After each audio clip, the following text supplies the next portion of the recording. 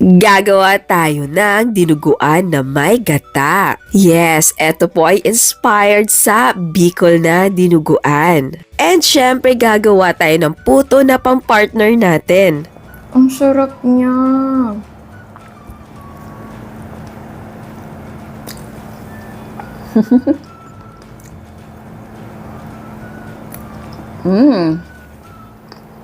Okay, para sa puto natin, meron tayong harina. Ito ay all-purpose flour. Lagyan natin ng evaporated milk. Ayan. Ito po ang gamit ko. Tapos, meron tayong sugar, itlog, cooking oil. Huwag kalimutan ang baking powder na huli. Tapos, vanilla flavor. Ayan, konti lang. Tapos, mix natin ito ng mabuti.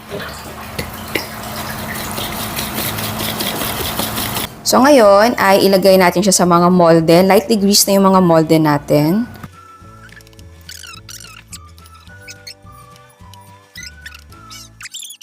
Ayan, so isalang na natin to. So, dapat kumukulo na yung tubig mo ha, bago natin isalang. So, naglagay tayo ng malinis na tela para hindi siya matuluan ng steam or yung tubig. Okay, lutuin natin ito for 10 to 15 minutes over high heat. And eto na po siya. So, palamigin lang yan, tapos pwede mo nang tanggalin. Ayan, so ngayon ay magisa na tayo. So, meron tayong luya. And then next yung ating garlic. Next yung ating sibuyas. Sunod yung ating liampo. Ito ay hiwa-hiwa na po.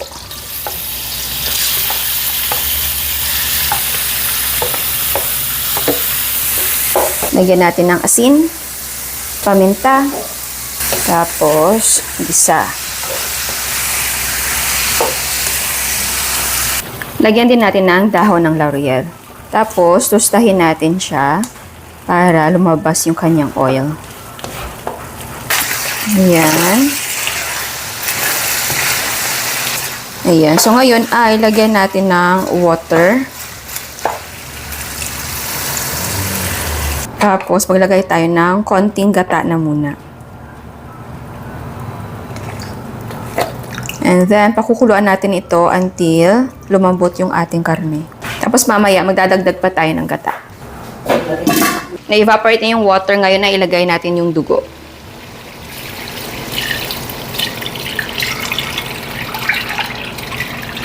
I-mix natin. So, huwag mong tigilan yung pag-mix para hindi siya mamuot. Tapos, ilagay natin yung red bell pepper, yung ating sili, siling haba, and lemongrass. So, yung lemongrass at bell pepper ay optional. Pero kasi, gusto namin na may lemongrass para mabango. So, lutuin na muna natin yung dugo. So, mapapansin mo yan na unti-unting lumalapot yan. So, ayan. So, kapag ganito na siya, maglagay tayo ng suka. Tapos, lagyan natin ng gata. Ayan. So, continue yung pagluluto natin until maluto yung gata. Ayan. So, ipagpatuloy lang natin yung pagluluto until lumapot siya. Ayan. Alright. So, pwede siyang tikman ha, para pwede kayong magdagdag ng pampalasa kung anong gusto nyo, patis, toyo, or mga aji, or magic sarap, at anong seasoning kung gusto nyo. Ako, maglalagay ako ng chicken powder. Pwede naman na beef broth cube, or pork kung gusto nyo. Ayan. Tapos, ito ay okay na. Luto na po ito. Ayan. So, ngayon ay ilagay natin siya sa mga containers. So, ito ay microwavable lang, 500 ml.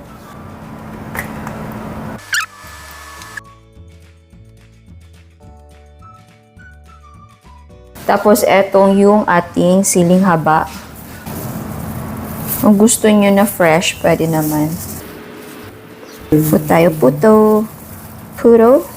Sa pagpabaon ng puto ay pwede mo hindi isama sa dinuguan para hindi siya mababad. At ayan, eto ng ating dinuguan na may gata. O diba, nakakatakam tignan. Ayan, so tikman na natin. Excited na ako dahil matagal na akong hinakain ng dinuguan na may gata. Dahil, okay, dinuguan na may gata. Alam nyo ba, noon pinagtawanan ako ng mga klase ko dahil meron bang dinuguan na may gata?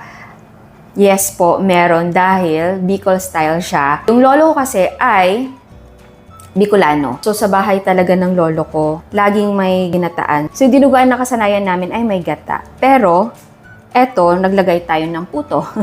Okay, tikman natin siya na walang puto na muna. Ayan.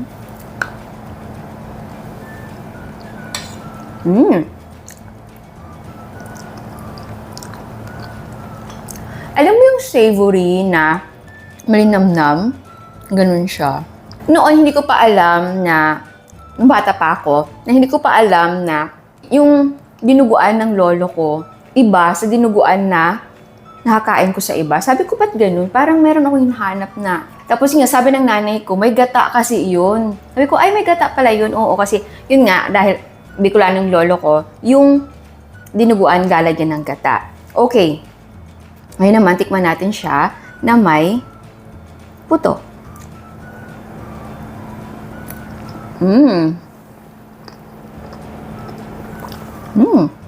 Ang sarap. Ang sarap niya.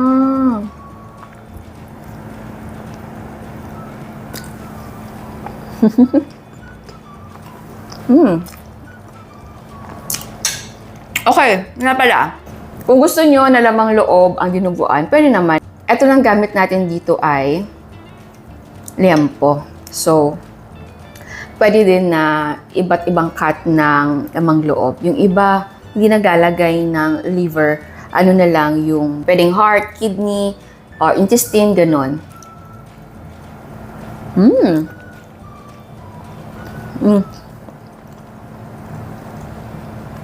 Ang sarap. So, di ba, kung gusto niyo magnegosyo sa bahay, posibleng-posible talaga. So, kung gusto niyo ng ganito, dinuguan at puto, ay nako, magnegosyo na sa bahay. So, ayan, sir, nagustuhan niyo ang recipe natin ngayon. Ciao!